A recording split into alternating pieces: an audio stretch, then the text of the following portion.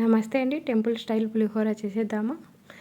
2 స్పూన్లు మినపప్పు, 2 స్పూన్లు శనగపప్పు, ఒక స్పూన్ ధనియాలు, కారం తగ్గట్టు మిరపకాయలండి, 1 టీ స్పూన్ మెంతులు, 1 టీ స్పూన్ మిరియాలు, 2 స్పూన్లు నువ్వులు, జీలకర్ర, ఆవాలు, 1 స్పూన్ తర్వాత కరివేపాకు. ఇవన్నీ దోరగా వేయించుకొని దినుసులన్నీ మిక్సీ పట్టేసుకొని పక్కన పెట్టుకున్నాం. బాండి పెట్టి ఆయిల్ వేసుకున్న తర్వాత పోపు పెట్టుకున్నామండి.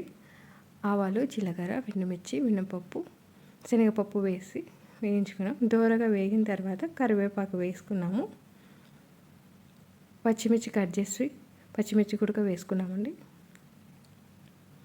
రుచికి తగ్గట్టుగా ఉప్పు, 1 టీ స్పూన్ పసుపు, 2 నిమ్మకాయల సైజ్ అంతా చింతపండు గుజ్జును తీసి పక్కన పెట్టేసుకున్నామండి. చింతపండు గుజ్జు వేసేసుకున్నాము.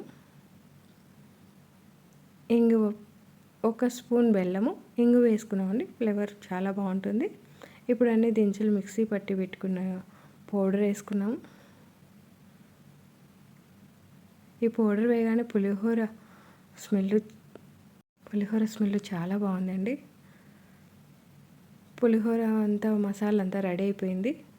నేనైతే కేజీ రైస్కి తీసుకున్నానండి. క్వాంటిటీ అయితే మనం ప్రసాదాలకు కావాలనుకున్నప్పుడు ఎంత కావాలో అంత చేసుకొని అప్పటికప్పుడు ప్రసాదం చేసుకొని నైవేద్యంగా పెట్టుకోవడం మంచిది.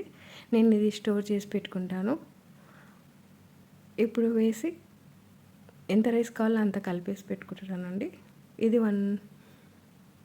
1 వీక్ 10 డేస్ వరకు కూడా నిలువ ఉంటుంది. ఇప్పుడు కొత్తిమీర వేసుకొని కలిపేసుకున్నాము. టేస్టీ పులిహోర, టెంపుల్ స్టైల్ పులిహోర అండి.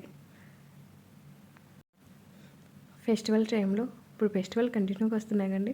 అమ్మవారికి ప్రీతికరమైనది పులిహోర.